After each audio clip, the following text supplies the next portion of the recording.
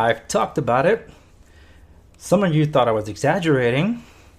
And now we're seeing the full onslaught that I've been warning about against property rights. This is the Andres Segovia Show.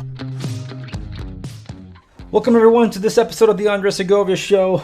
I normally do the news roundup on these episodes, but because of the craziness that has been this year 2020 and the current pandemic we find ourselves in, I am not doing the news roundup in that sense. Maybe a little bit of in case you missed it though. But for this one, I'm going to highlight more the setting the record straight segment that I normally do, which is the more, I guess you could say, opinion, fact-based opinion section or segment of said episode. Before I dive into that though, I must tell you that a lot of my content has been available over at my website, where you can go and check out off-the-record stuff that hasn't been available before. But because of my birthday month, or at least was, now that we're at the end of the month, I have decided to make some of that content available to non-members. So while you're watching this, you still can go and enjoy some of the summer's biggest hits, if you will, from the off-the-record stuff, from movies, soundtracks, even the Reading Corner, which is my private book club, where people can go and see the books that I'm discussing, and maybe you've read some of those yourself. So I can definitely say, go check it out. You'll probably learn a thing or two. That's the, in case you missed it, that's been the big news of what happened during the month of August for me. In terms of real estate, though, I got picked up on an article a little bit late, and now that I have it, I'm going to spend the rest of this episode talking about that. And that is an article that appeared on Teen Vogue. Normally, this is the kind of thing I don't respond to. And if I do get passionate about such things like this, because it's considered political, then I normally reserve that for my off-the-record stuff, which is why I invite you to go over to my website. Because just like most of you, I don't like being told things I wasn't looking to listen to. But that's the world that we live in, that because it's a platform and because they hide behind an avatar, these individuals push their ideology on other people. And if you dare challenge them in any way, they want you to be silenced. Well, this article is a little old, I would say. And by old, I mean it's like mid-July. It appeared in Teen Vogue. The article from Teen Vogue is called "An Eviction Crisis is Coming. We Need to Treat Housing as a Right." Now, the reason I do an off-the-record segment is because I've been involved in the political arena of ideas for at least 17 years. And in those 17 years, I've engaged with a lot of different mindsets, and I even discovered mindsets that I didn't even know existed. But I learned a lot of things in discussions over time where you would run into people that basically are trying to set you up to get an answer or an idea out to you, or where a question or a position is phrased in a way where it almost seems you cannot win an argument. Because first off, they weren't even asking for an argument with you. They just wanted to win by disarming you outright. And those are some of the rules in debate too. Like if you're ever going to debate someone and shut them up, that's kind of what you want to do. Already put them in the corner, put them in a defensive position where as soon as they try to come out strong, you already tarred and feathered them before they even got started. And that's the kind of article that I'm looking at here. This is a political opinion article that was placed on Teen Vogue of all places, to basically call for the ending of property rights. In other words, you cannot buy and own property anymore because it should be only one landlord. And the argument this article is making that it should be the government, to which me was not surprising. So there's a lot of rabbit trails in this opinion editorial. It draws upon a lot of different current events to make an argument about a singular issue that they're bringing up in the headline. And they're not discussing that per se. They're trying to make that an issue with these other things, which we'll get to. So therefore, the argument's already phrased that if you do not agree that we should treat housing as a right, you must therefore have a negative opinion about these other things, and therefore you are, what the conclusion of this article, that doesn't explicitly say, but I know it's inferred, you are a racist. So that's basically the prologue to all this, because like I said, some of you might agree with what this individual is writing. I'm not even going to link this article. You can look for yourself because that's how much I don't like this article. But some of you might actually agree with some of the arguments this columnist is making. Therefore, I'm already at a disadvantage in trying to convince you otherwise. So the columnist writes, I might tweak a little bit of the wording because there's a certain pandemic here that YouTube doesn't really like that phrase used. So I'm going to try to work around that. So my reading might be a little wonky here. So it's been 4 months, since the writing of this, since the onslaught of the pandemic first highlighted the failures of capitalism and the incompetence of the United States government. So now, depending on where you stand politically, you already agree outright. And as I expected by reading the title, they're already setting the premise, this column is already setting the premise. Capitalism has failed. So this is what I call rabbit trails. These are rabbit trails that are trying to get you out of the current setup to but what's that got to do with property rights? So there was an opportunity for our country to become less horrible, so establishing that it was already horrible, to finally deal with some of our institutional failings. This, of course, did not happen. Congress did not rise to the occasion, providing or even seriously considering necessary transformational policies like universal basic income, universal health care, rent suspension, or debt forgiveness. So they already established that the government failed because they did not push for universal basic income. In other words, the government pays for everything.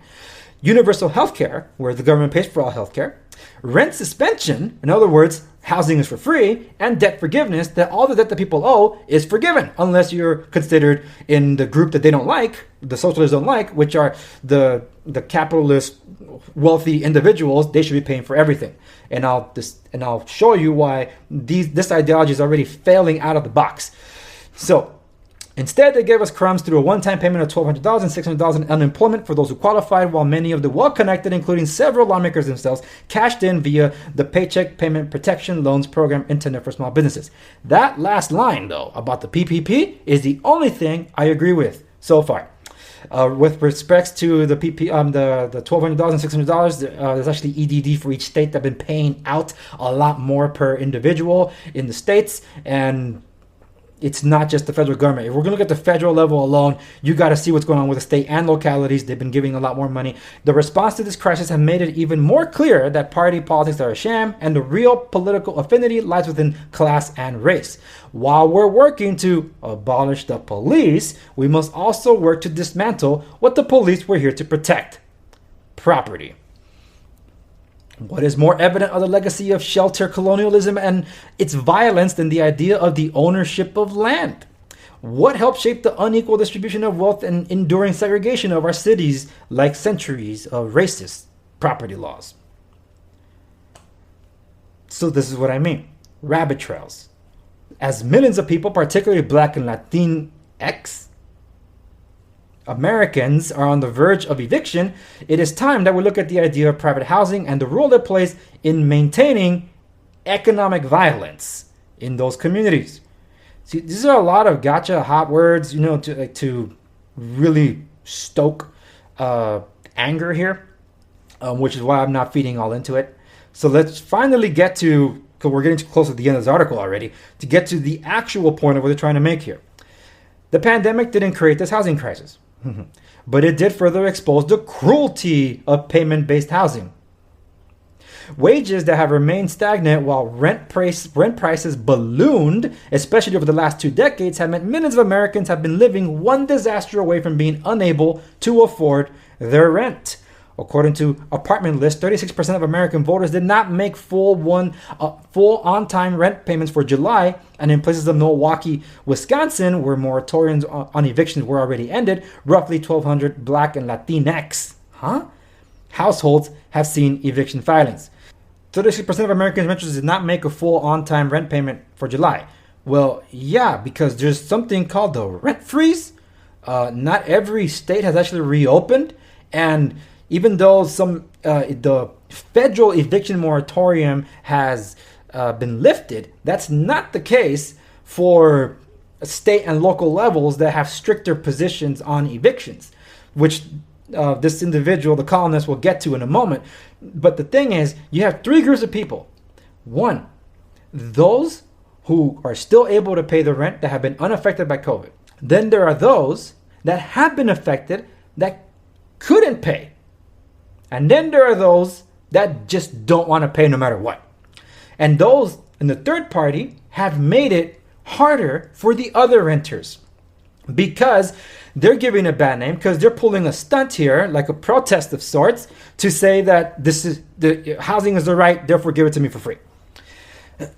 Okay, in sections of Brooklyn, New York, where Black and Latinx communities have been battling against gentrification for years, community members are taking matters into their own hands. Crowns Heights residents have conducted anti-eviction protests led by the group Equality for Flatbush. At a recent anti-eviction protest outside Richmond, Virginia, courthouse protesters were pepper sprayed by sheriff's deputies, according to a local NBC News affiliate. Depending on where you live, sheriffs, who wield great power but are subject to little oversight, are the enforcers of evictions. Yeah, in Los Angeles, the sheriff's department is in charge of the evictions. There's reasons for that. That's the case in Los Angeles. I just said that, where this individual lives. Cases of the pandemic are currently skyrocketing in the city, prompting a rollback of the reopening process and a renewed shutdown of key sectors of the economy. A temporary moratorium on evictions, which the governor, Gavin Newsom, recently allowed localities to extend through September, is just a temporary band-aid, as is a $100 million rent assistance program introduced by the city that has a 5-day application window. This thing came and went already. While this might appear to be a progressive step, not everybody who needs help will qualify.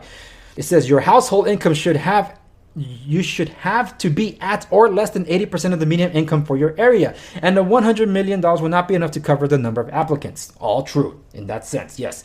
LA already faced a housing crisis before the pandemic, and during a pandemic with the local unemployment rate hovering at 20% and no clear end in sight, these steps are clearly not enough. There's a disconnect between those in political office and the general public. That disconnect is wealth and class. The Constitution was created by land-owning white men who were the only people who could vote for decades after this country's founding, and the legacy still guides the government's funding priorities. Instead of seeing housing as a right and something that should not be commodified, the state enlists its own armed forces, sheriffs and police, to remove occupants from residencies so they cannot pay the rent. The lack of protections for non-landowners should be no surprise from a country founded on the genocide of colonization of indigenous people. Every protection put forth during this pandemic in the past 4 months have only been for tenants. Zero recourse for landowners. And this person lives in Los Angeles, which tells me there's a real big disconnect between reality and what this individual harbors as their own reality. And now they're trying to make the connection historically here for why you should hate this.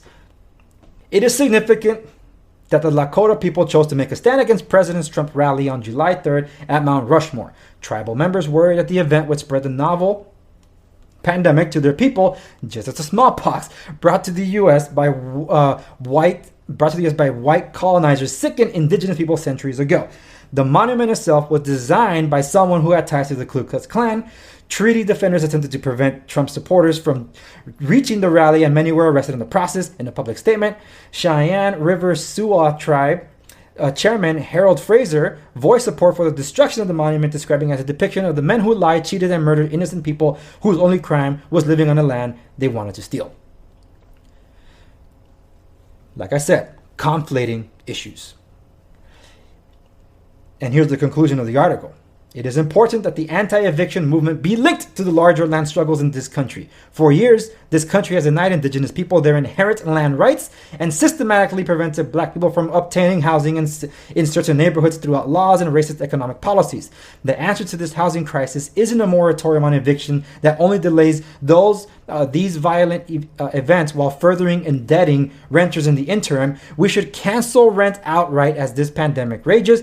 We should work towards a world where landlords no longer hold this sort of power over people's lives. We need a housing movement based on a rejection of the construct that any one person should own this earth's land. Okay.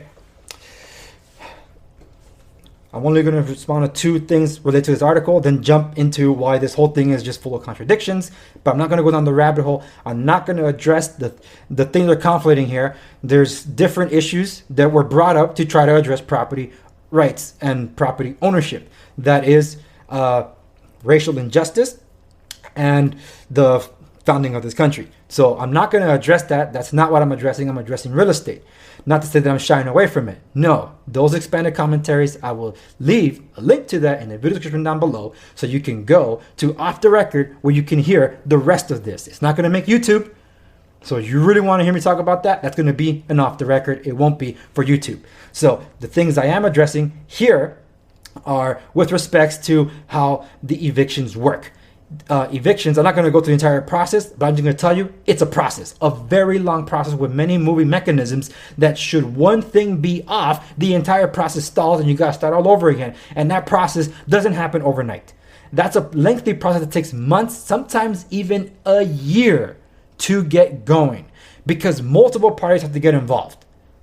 Multiple, before the sheriff finally comes to the door to enforce the eviction order from the court. So it's not like, oh, they didn't pay rent, got to kick him out. That's not how it works. And this individual living in Los Angeles should know better. But instead is only going ahead to the victimization part instead of addressing how it actually works. Every single law or stoppage gap or moratorium or anything that was placed during this time of pandemic has been a wishy-washy a list of progressive ideologies that have lessened the rights of citizens or residents here in California, for example, with rights to their own property. So this individual is arguing that we got to make housing a right and it should be run. Who's going to be the landlord? The government. But the same government that this individual is lambasting for basically being founded on the evils of all this genocide and racism they're arguing about, they want that government to hold that power to be the singular landlord? How's that going to go? I'm confused. You can't have it both ways. And if you're complaining that we got to get rid of property rights because other people weren't afforded those rights, then why not give the property rights to them too if they're supposedly lacking it? Okay, so let's make that argument. Those that weren't afforded, they're given property rights. Does that solve the problem you're complaining about? No, because anyone can buy property.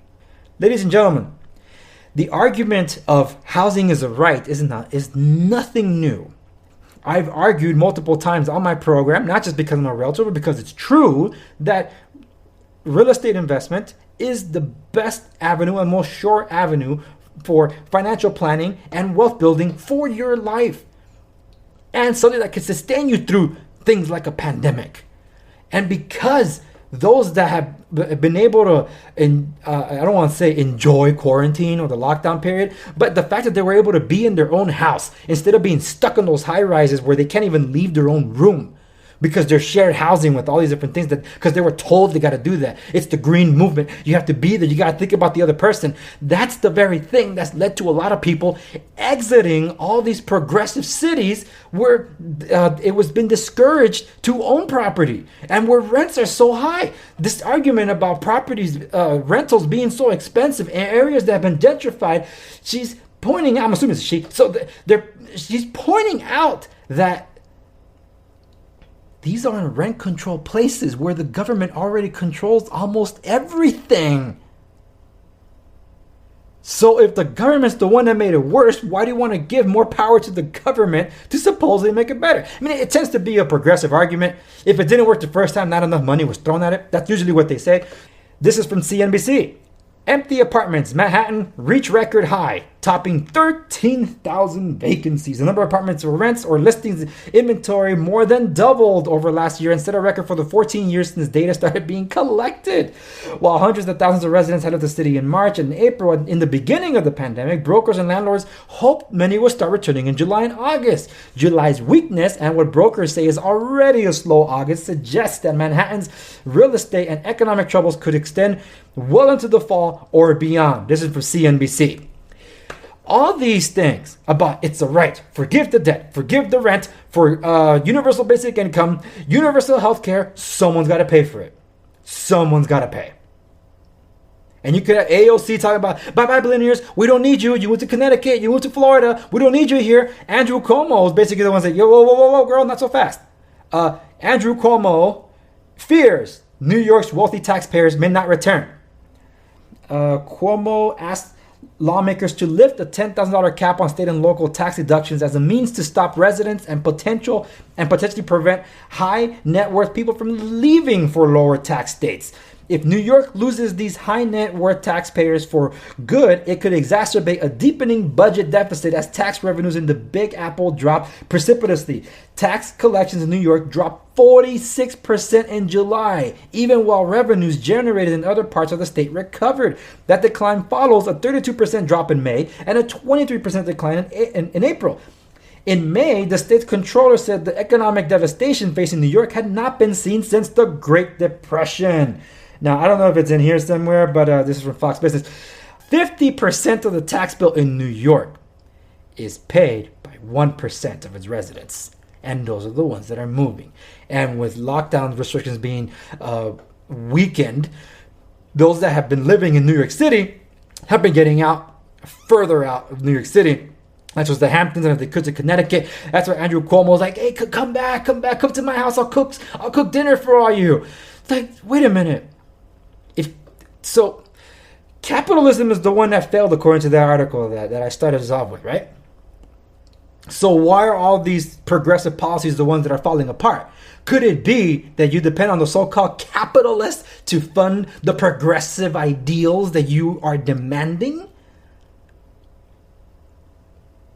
Yes, that's a rhetorical question. Yes, you need money. Money doesn't grow on trees. You can't just print it in a machine at the Federal Reserve. So, with all this going on, people are conflating issues all over the place. I've been talking about the assault on property rights for the longest time. And if we let this thing be assumed because, the beautiful catchphrase, housing is a human right. Well, yeah, of course it's a beautiful catchphrase. I'm not mocking that people should be able to live in a home. The thing is, housing is a human right. You know who said that before? Then President Bill Clinton, 1993. Look it up. It's called the Community Reinvestment Act.